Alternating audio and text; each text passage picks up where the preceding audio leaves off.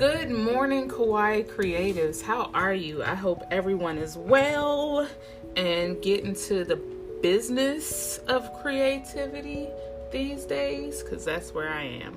Anyway, I thought I'd come through and tell you what it costs for me and my peace of mind in terms of working together. Why? Because I just saw a post that rang true that if something costs you your peace, not money, your peace, because that shit's priceless, then it's too expensive. And I have to go through this process and have this talk with myself every time I have to thin things out. I have to make changes in my business. I have to ask why. And one reason I have to ask why on a lot of things is to make sure my peace is intact, because I'm dealing with a lot of mental shit. And to make sure I can manage, that's the number one thing that actually has to be taken care of, right? So I wanted to come through and give you a few things of what I actually have as my own personal boundaries, buffers, and bumpers that help keep me with my peace intact. These are things that you probably will hopefully resonate with you. But there are things that I look for when choosing to work with other people. Also, there are things that I look for and I weigh within myself. So voila. So here we go. Self-motivated. I like people who are self-motivated because that's big energy.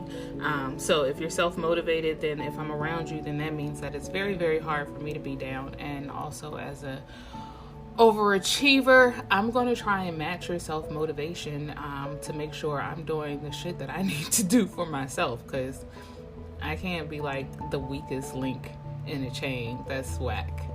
Organization because organization deals with getting to the money. Not only that, but I'm an anxious being, so a lot of times I need to just make sure things are organized so that I can move accordingly and have those things run on autopilot. That way, when life throws curveballs at me, I had to think of the right baseball term. I also love baseball.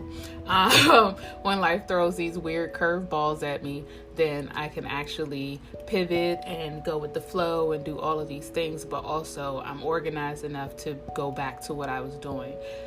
That includes working with other people. If other people aren't organized, then, we still have to start from the ground up, and we lose a lot of groundwork, and that means we lose a lot of time, which means I could lose a lot of money. And that's just not the move. Smart goals. Smart goals are scalable.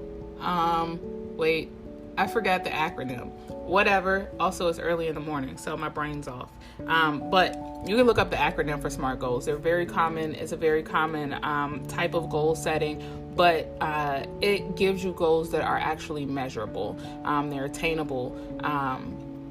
You can actually, you can trace them. You can actually see what's going on with them, and they are time sensitive usually, and they're related to what you have going on at that moment. So it's not like these huge goals, and you've missed the mark on the smaller things that make that huge goal possible. So if you don't have SMART goals, I don't know.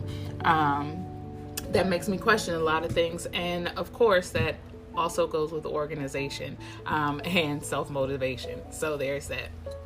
Financial goals. I am trying to get in my bag. Well, I'm not trying to get in my bag. I stay in my bag. Excuse me. But if we're not talking money, we're not talking how we actually spend money and how we're going to recoup that money and working together, how we are financially supporting each other. There is no such thing as working together for free or for pro bono.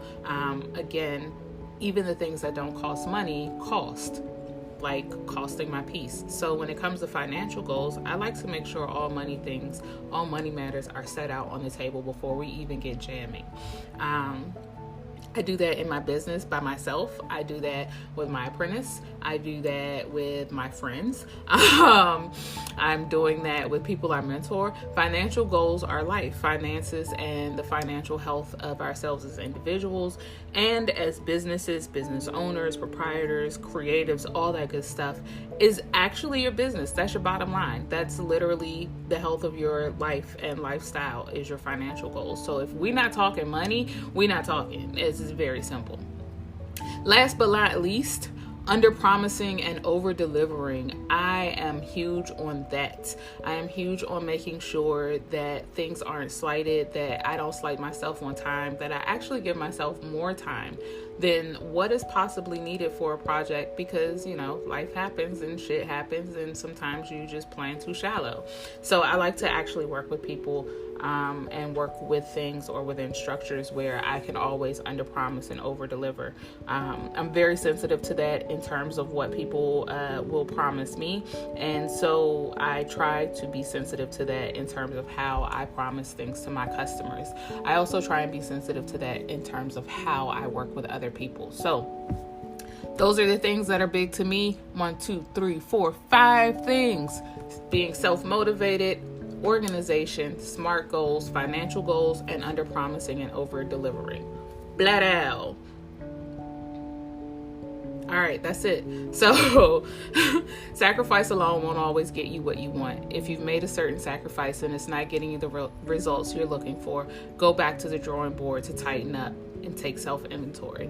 That's pretty much what I live with. Work hard towards your goal and keep going, guys. Today, I don't know what I was about to say. That was pretty much it. That was the stuff that was on my mind. That was the stuff that I wanted to share with you. So I'm not even going to force this conversation anymore. And I will see you hopefully in my emails. If you have not signed up for my weekly accountability club, please do, guys. Visit ipukehawaii.com. From there, you can sign up for my accountability club.